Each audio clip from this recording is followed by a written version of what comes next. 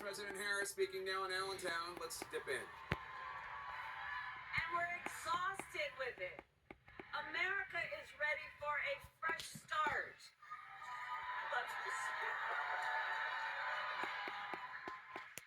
And America is ready for a new way forward where we see our fellow American not as an enemy, but as a neighbor.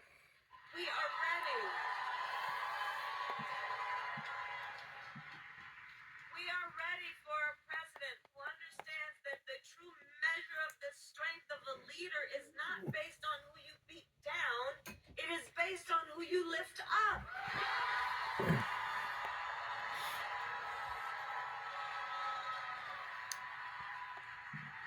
And Pennsylvania, you know me, I am not afraid of tough fights. Evidently. For decades, as a prosecutor and the top law enforcement officer of our biggest state, I won fights against the big banks that ripped off homeowners. I won fights against for-profit colleges that scammed veterans and students. I won fights against predators who abused women and children and seniors, and cartels that trafficked in guns and drugs and human beings.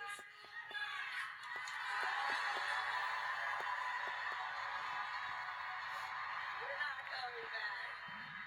And it is my pledge to you,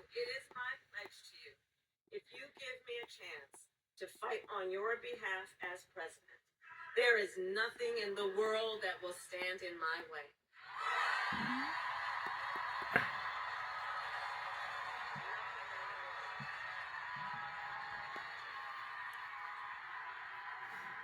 And it is my pledge to you that when I walk, with your help, it is my pledge to you that when I walk in the White House, instead of stewing over an enemies list, I will spend every day working on my to-do list on your behalf, full of priorities that are about improving your life, about bringing down the cost of living, about banning corporate price gouging on groceries, about making housing and childcare more affordable. My plan will be about cutting taxes for workers and middle-class families and small businesses, lowering health care costs, including the cost of home care for our seniors.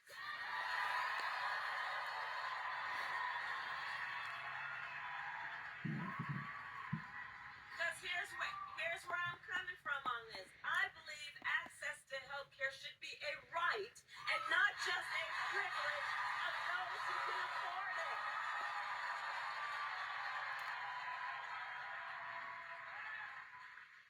And to those certain individuals who still want to get rid of the Affordable Care Act,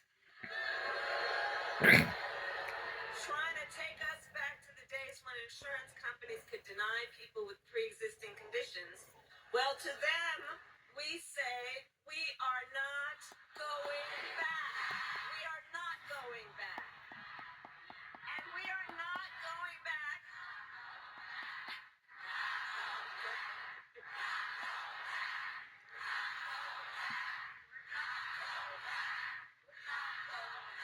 And we are not going back because ours is a fight for the future. Ours is a fight for the future. And it is a fight for freedom, like the fundamental freedom of a woman to make decisions about her own body and not have her government tell her what to do. And when Congress, with Bob Casey's help, passes a bill to restore reproductive freedom nationwide, as President of the United States, I will proudly sign it into law.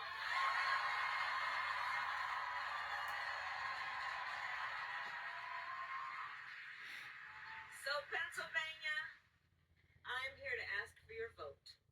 I'm here to ask for your vote. And here is my pledge, to you. As president, I pledge to seek common ground and common sense solutions to the challenges you face. I am not looking to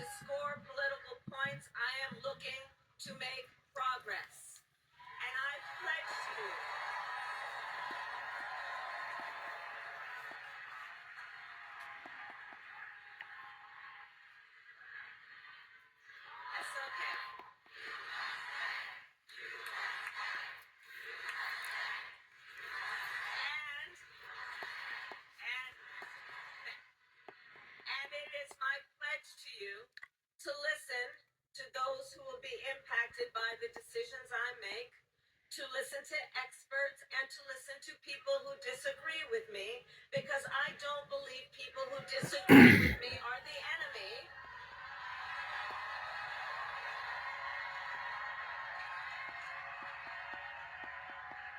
And you know what, by the way, listen, we are fighting for a democracy right now.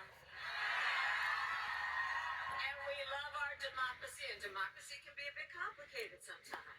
But that's okay. We are fighting for a democracy, which is why I say that I am not going to be a You have been listening to Vice President Kamala Harris speaking in Battleground, Pennsylvania. Both Kamala Harris and former President Trump crisscrossing that critical Commonwealth today. Joining us now, Democratic Governor Jared Polis of Colorado.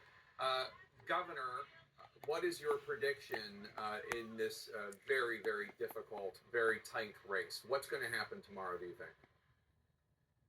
Well, what a great closing argument in Allentown and later in Reading and Rankin, and of course she'll be at midnight, past midnight in Philadelphia, because who needs to sleep the day before the most important election of our lives?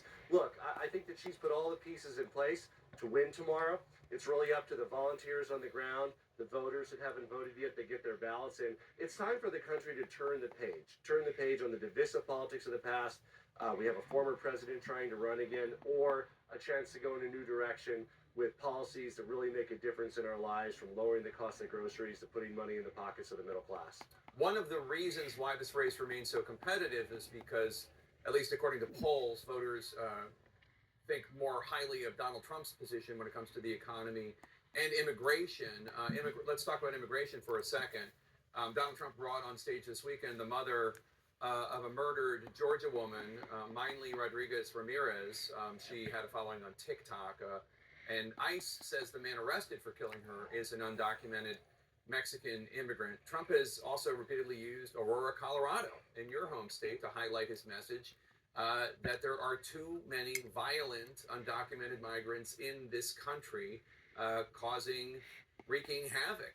He called it a war zone, and he said this today. Take a listen. Aurora, in Colorado, you have a radical left lunatic governor that has no idea what the hell he's doing. Okay, the personal insult against you aside, do Democrats need to be more aggressive when it comes to getting violent criminals who are not American citizens out of the country? Well, first of all, I'm flattered that he's focused on attacking me 24 hours before the election rather than his opponent. I'm happy to take that on my shoulders. But look, this is the fundamental difference between Donald Trump and Kamala Harris. Donald Trump wants to talk about and complain about the problems with the broken border and failed immigration policy. Kamala Harris wants to roll up her sleeves and solve it, secure the border. She supported the bipartisan bill that would have hired thousands of additional border security agents and put real security in place. Donald Trump opposed that because fundamentally he likes to complain about it being broken rather than do the hard work of fixing it, which Kamala Harris will do to keep us safe. But just to, I don't want to belabor this issue, but that bill came rather late in the Biden-Harris administration, and this issue of, look, there are always dangerous people in the United States, but the ones who are not supposed to be here, the American people have every right to think that they should not be here if they're undocumented, if they're members of gangs, etc. I understand that some people in the Republican Party overhype and try to scare people, but there are also legitimate fears about this, and I'm wondering if the Democratic Party needs to explain. I get the idea of a bipartisan, wide-ranging immigration reform bill, but I'm not talking about that right now. I'm just talking about the issue of dangerous people who shouldn't be in this country. Look, I think the Democrats' message is very simple. If you're an immigrant and you're law-abiding and you're contributing to our country, you're welcome here. Legal immigrants make our country strong. If you're violating our laws, you're committing crimes, you got to get out. Whether it's through extradition or whether it's in our prisons, there is no place for you here. Kamala Harris has put criminals behind bars, both criminals who are born in foreign nations and criminals who are born in our own country. And the law doesn't distinguish between them. When you violate our laws, you belong in jail. Kamala Harris has put people in jail. And of course, she's running against a convicted felon this cycle. All right, Democratic Governor Jared Polis of Colorado, who Donald Trump name-checked not long ago. Thank you so much. Good to see you, sir. Even now, we know what Battleground